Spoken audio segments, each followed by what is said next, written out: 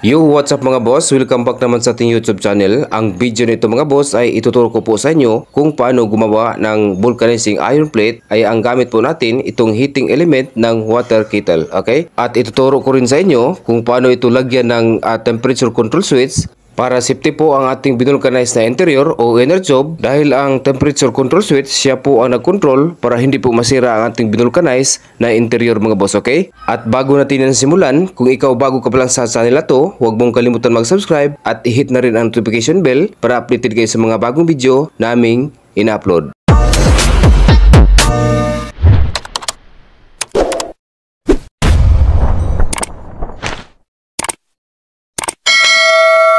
Okay, balik na po tayo mga boss. Sundan nyo lang ang video nito mga boss para mayroon kayong idea kung sakaling mag-DIY kayo kung paano gumawa ng improvised tube vulcanizing iron plate. So ito na po mga boss ang heating element ng water kettle mga boss. Napakasimple na po ito gawin mga boss. Ang kailangan po natin ang steel plate o flat bar na kasyang-kasya po sa kanyang round itong heating elements mga boss. Okay? At katulad po nito mga boss, nasa 1/4 o 5/16 po ang kapal nito ang ginagamit po natin. At lagyan po natin itong 2 bolt mga boss. Okay, tingnan nyo. Sundan nyo lang ang video nito mga boss para mayroon kayong idea. Itong improvise na gawin po natin mga boss, lagyan po natin ito ng thermostat o temperature control switch mga boss. Ito. Ang purpose po nito mga boss, para safety po ang iyong binulcanize na inner tube o interior mga boss, dahil itong thermostat o temperature control switch ay siya po ang control para hindi po masyadong uminit o magbabaga itong heating element mga boss, okay? At ganito na ang kanyang itsura mga boss, napakasimple lang, okay? Nilagyan na po natin ng 2 bolt mga boss. Tapos itong heating element mga boss, dito po siya nag-ipwisto po natin. Okay, tingnan nyo. Okay, napakasimple lang ito mga boss. Tapos itong isang steel plate o flat bar mga boss, dito po natin ipwisto sa ibabaw mga boss. Okay, tingnan nyo.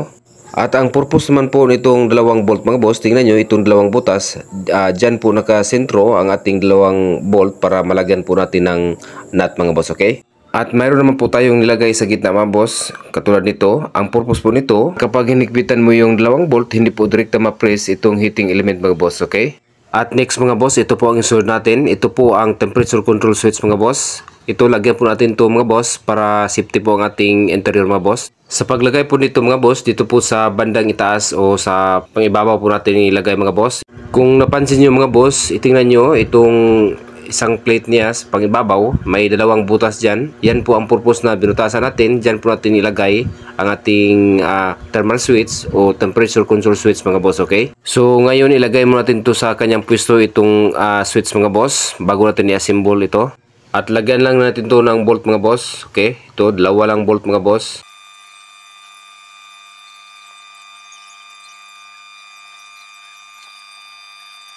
Okay, natapos natin higpitan mga boss itong 2 bolt. Itong 2 terminal mga boss, itong temperature control switch mga boss. Okay, mamaya mga boss, i-explain ko sa inyo kung paano ito i-tapping ito mga boss, okay? I-assemble muna natin ito mga boss.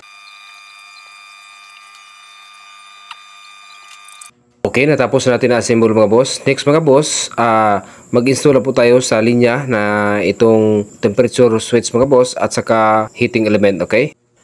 At may hinada na po tayo na wire. Sundan nyo lang ang video nito mga boss, okay? Ang una po natin gawin, itong dulo po ng wire mga boss, okay, nakasakit lang ito. Dito po natin ikabit sa isang terminal na ating heating element, okay?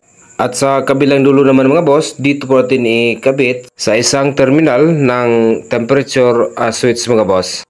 Okay, ganito po mga boss ang unang gawin nyo. Ang isang terminal ng heating element, nakakunik po ito sa isang terminal ng ating temperature switch mga boss. Okay, ang sunod mga boss, itong 2 lang terminal mga boss, isang terminal ng ating heating element at ang isa namang terminal sa ating temperature switch mga boss. At lagyan po natin ito ng male plug mga boss, dahil itong natirang 2 terminal, dudugtungan po natin ng wire. Dito po natin idugtong sa kanyang male plug mga boss, okay? At ngayon ikabit natin mga boss, okay? Walang problema ito mga boss, nakasakit lang to. Ikabit tapos dito po sa temperature. Patungo po itong linya mga boss sa line 1 at saka line 2 or sa kanyang male plug mga boss, patungo po sa saksakan, okay? Okay, natapos natin na organize mga boss at ganito na po ang kanyang itsura mga boss. Okay, tingnan nyo. Yung wire po nating nilagay natin, binabalot po natin ng spaghetti hose dahil ang spaghetti hose mga boss matibay po yan. lalong-lalo na sa may taparte o area katulad nito mga boss. Okay? Dapat po mga boss na lagyan nyo ng spaghetti hose ang mga wire para safety po ang ating ginagawa at iwas grounded. Okay? At pati itong holder niya mga boss, tingnan nyo, nilagyan po natin ng PVC. Okay? Para iwas na po sa mga grounded mga boss. At next mga boss, before natin i-testing to, before natin isaksak ito sa outlet itong male plug, i-testing muna natin gamit natin multi-tester mga boss. Okay, kung wala bang grounded. Okay. Okay, good mga boss, wala pong grounded. At ngayon ilipat mo natin sa kabilang side mga boss itong test probe. Okay. At ngayon subukan po natin. Okay. Okay, good po mga boss, walang grounded.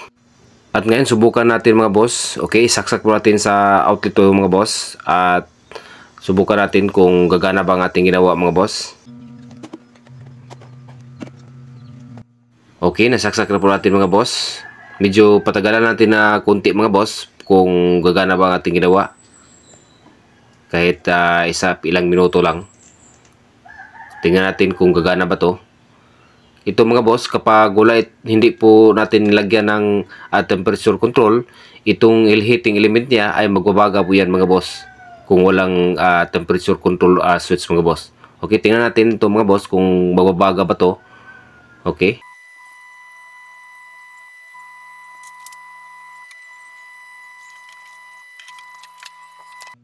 Okay mga boss, hindi po siya nagbabaga mga boss. At ngayon subukan po natin to mga boss, medyo mainit-init na. At lagyan po natin to ng tubig mga boss, kung gaano ba ito kainit. Okay. Okay, tingnan nyo ang tubig mga boss. So, success po ating ginawa mga boss na improvise vulcanizing iron plate mga boss. Okay? Mas mabuti mga boss kapag gumawa kayo ng improvise pang vulcanize ay lagyan nyo ito ng temperature control switch katulad nito. Kahit patagalan nyo pagsaksak ito sa outlet ay hindi ito talagang magbabaga. Dahil itong init nito mga boss kapag umabot po sa 140 degrees Celsius automatic po mag-off itong control switch mga boss. Okay? At ngayon mga boss, subukan po natin ang ating ginawa mga boss. Ito po ang lumang pang-vulcanize na mga boss. Ito po ang ginagamit natin dati mga boss. Pero itong piston mga boss, okay, tabi lang natin ito mga boss. Okay. At ngayon mga boss, kailangan po tayo ng interior o inner tube para mag-testing po tayo kung maayos ba pagkaluto itong ginawa po nating improvise na pang-heating mga boss. Okay, ito na po ang interior mga boss. Yan po ang ating subukan ngayon. I-vulcanize po natin. Kung napansin nyo mga boss, may stick po sa nakatusok doon sa interior. Yan po ang ating i-vulcanize mga boss, okay? Take note mga boss, before nyo lagyan ng gum, itong butas mga boss, kiskisin nyo muna ito mga boss. Sa akin, gumamit po ako ng liham mga boss. At pagkatapos, punasan po ito ng gasolina mga boss para mas malinis po mga boss itong sa may banda ng butas mga boss. Para mas makapit po ang gum kapag malinis po ang ating trabaho mga boss, okay?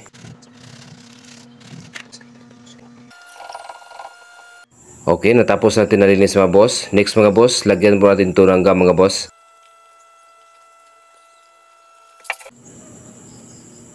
Okay, lagay na natin itong gum mga boss.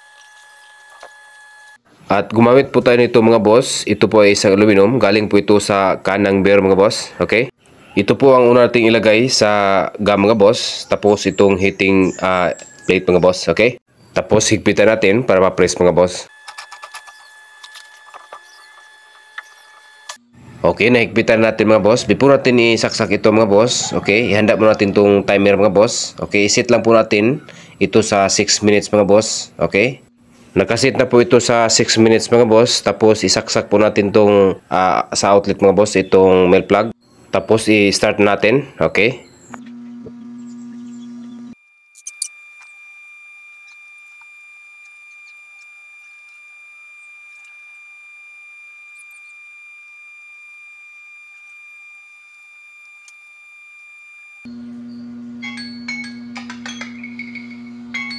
Okay, umabot na po sa 6 minutes mga boss.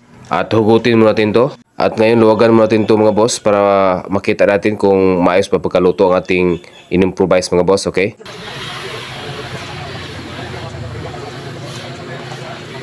At ngayon sabay-sabay natin panoorin mga boss, okay? Tanggalin mo natin itong aluminum mga boss. Okay, tingnan nyo, okay? Okay, tingnan nyo mga boss. So, success po ang ating ginawang improvise mga boss. Napakaluto po ito mga boss. Tingnan nyo. At yan lang po ating kabuang video mga boss. Maraming salamat sa inyong panonood at God bless. Ingat po sa pag-DIY.